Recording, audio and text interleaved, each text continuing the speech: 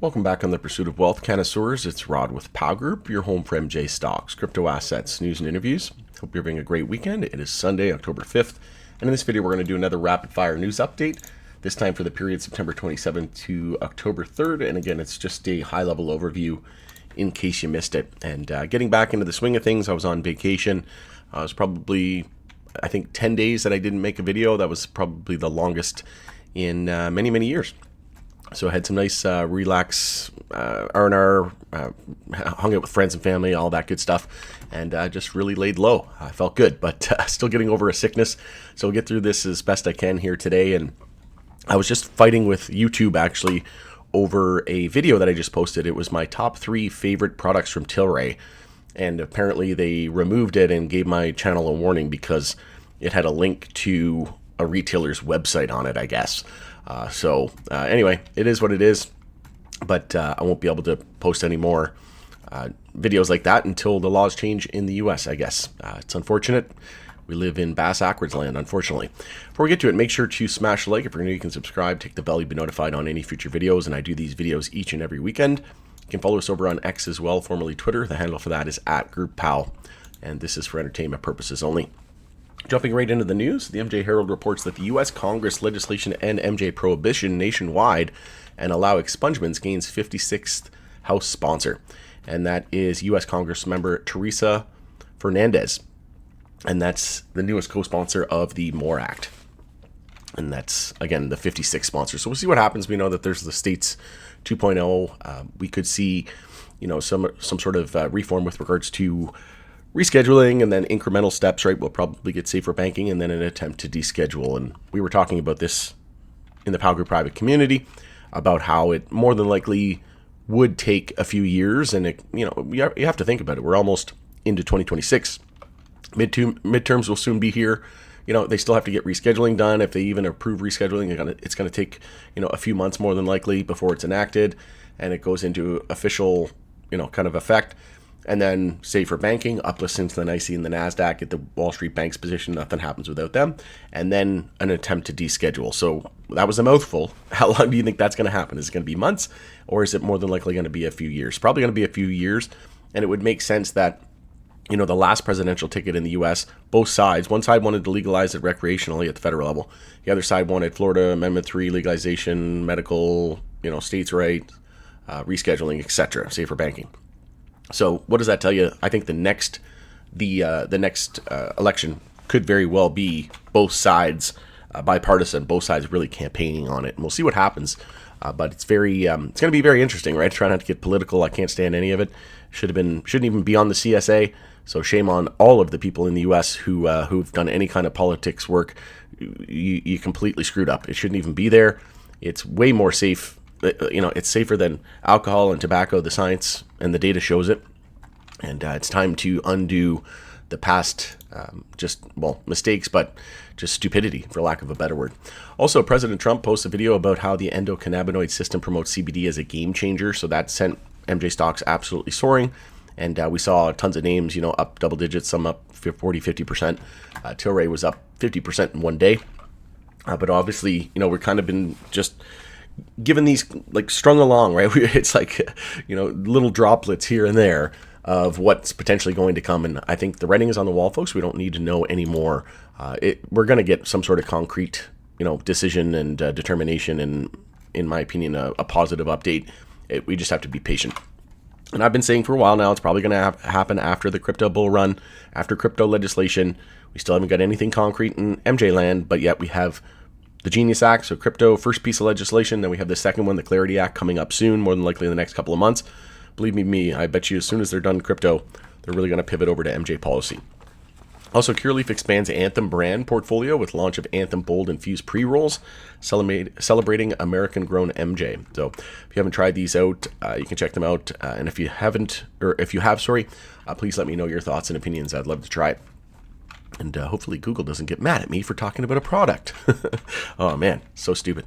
DOJ requests extension on MJ rescheduling case, but decision could still come anytime. So the Department of Justice is preparing to ask federal court to extend proceedings on MJ rescheduling case until January 27, 2026.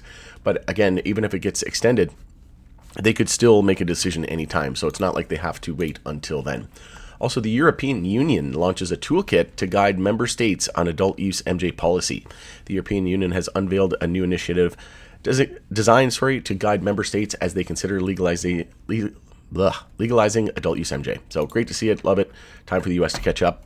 They're never first, never last. Same with crypto. Look how hostile they were to it and how much they attacked it over the last few years. And then all of a sudden, what a difference a few months can make. They're now second in global crypto adoption, right? So they'll leapfrog everybody. They don't want to be first. They're never last. So they don't have to be. They have the biggest economy, biggest capital markets in the world.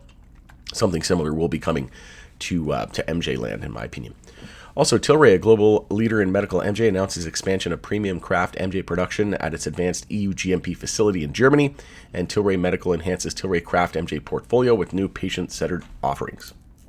Also, major alcohol industry trade association welcomes its first psychoactive component MJ beverage member. So, Cannabis, a Kentucky-based manufacturer of hemp-derived psychoactive component beverages, is now an associate member of Wine and Spirits Wholesalers of America, WSWA, the company announced in its press release this week. And it's going to be embedded into every part of the economy, right? Especially the beverages format. It's just such a welcoming and familiar category that, and it's such a high barrier of entry, right? And very capital expenditure intense. It's very capital capex intensive, right? So you have to spend a lot of money to get involved. Costs hundreds of millions of dollars in many cases to get it all set up, the infrastructure and distribution, and that's why I think a lot of these names like Tilray, for example, that already have all that beverage distribution through their legacy, kind of alcohol channels. That's going to make the world of difference, and we've noticed pretty much every single operator really started to capitulate to this category. And I remember back in the day when they said, it's going to be maybe 1 or 2% of the market will be beverages. No. It's going to be much, much larger than that, folks. Also, Charlotte's Web expands sleep category with launch of Quiet Sleep Mushroom Gummies. We also have Green Thumb Rise Dispensary opening its 19th Pennsylvania location in Lebanon, 108th nationwide. And the German government released a report showing that MJ legalization hasn't increased youth use or traffic accidents. Imagine that, right? So again, follow the science, follow the data, not these, bullshit narratives that these politicians that are bought and paid for, that are, doing the bidding of the incumbents, the big alcohol pharmas, tobaccos of the world. They're just saying, there's going to be a rise in criminal activity and zombies in the streets. That's just bullshit narratives, right? There's never been a case where that has been the case. It's always the opposite, right? But they keep using those same BS talking points. It's because that's all they have, right? They're threatened by it. They're scared of it. They know they can't slow it down. They know they can't stop it, but they can slow it down. And that's what they've been doing, and they've been quite successful at it. But don't worry, folks. The truth is out the bottle. The genie's out of the bottle. You can't put it back in. Train has left the station, and we're coming for the whole world. Medicine of the future will prevail and will succeed. Verano gets $75 million revolving credit facility. So they announced this on October 1st. Company draws US $50 million to retire US $50 million of its existing senior secured credit facility. And Cureleaf and the Baldwin Fund partner to raise funds for breast cancer research this October. Love to see it. Also, Australia's MJ market sees surging imports, growing exports, and record domestic production. So this has been another very high interest market, and only going to continue in that direction, in my opinion. Also, MSO TerraSend sells 3 stores as it exits Michigan MJ market. So never a good look. You never want to see companies that are, situated in a particular market. If they can't win at home, that's a huge red flag for me. Personally, I don't own TerraSend. I wouldn't own TerraSend, not without any drastic change. But yeah, this isn't a good look, right? Imagine companies in Canada getting out of provinces in Canada. If anything, it's the opposite. They're expanding, not contracting. And like I said, it'd be different if TerraSend had operations around the globe, but they can't even win at home. Again, I'm not trying to bash them or anything like that. It's just calling a spade a spade. That's not a good look. Also, California governor signs bill to integrate hemp in MJ markets after banning intoxicating cannabinoids outside of dispensaries. I mean, at the end of the day, hemp and MJ need to be regulated the same. It's how it's done in Canada for almost the last 7 years. And it's just common sense and, just following the science, the data, and following common sense just doesn't seem to be practiced very much these days, especially by the politicians. And is it because they're dumb? No, because they're bought and paid for they're being swayed one way or another based on big pharma, alcohol, tobacco, and they're just trying to slow the industry down. Also, Steve Eisman, portrayed in The Big Short, invested in MJ stocks and believes Trump may take significant action. So Steve Eisman, the investor known from The Big Short for predicting the housing market crash, says he entered the MJ sector with a small investment and believes President Donald Trump may soon take significant federal action. Well, why would you think that? There's been no indication, no clues at all. Right? No, he only supported legalization Amendment 3 in Florida and safer banking and rescheduling and states' rights. Right? The writing's on the wall. He posted a video about the endocannabinoid system. He was on Lex Friedman podcast talking about how doctors and medical aspect, it's been nothing short of amazing, right? You have to be living under a rock to not think that some sort of significant action is coming soon, right? All right. Scientists discover new MJ compound, and this is just more proof that it's medicine of the future, right? Remarkable antioxidant and skin anti-inflammatory benefits. So you know what this has written all over it? Big Pharma is cringing, right? So the only time you see major industries like this, and we're talking some heavy hitters, right? Big Pharma, alcohol, tobacco, when they start to attack a certain, sector, and we'll use the MJ sector here as an example, it is because they are all in lockstep moving at the same time to combat this industry. Is because they're being disrupted. It's because they're threatened by it, and they know it's a miracle plant. They know it's medicine in the future. It's a healthier alternative to alcohol and tobacco or a recreational side of things. But from a pure medical standpoint, there's so many applications, and we're still discovering new compounds in the plant today. And just imagine if we knocked down all the barriers and we were doing more research. Folks, it's never been more blatantly obvious.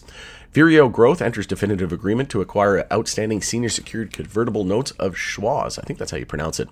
Hadn't heard of them in a while, and hadn't heard of Vireo Growth in a while either. So, transaction reflects the continuation of Vireo's M&A strategy and is expected to close later this month.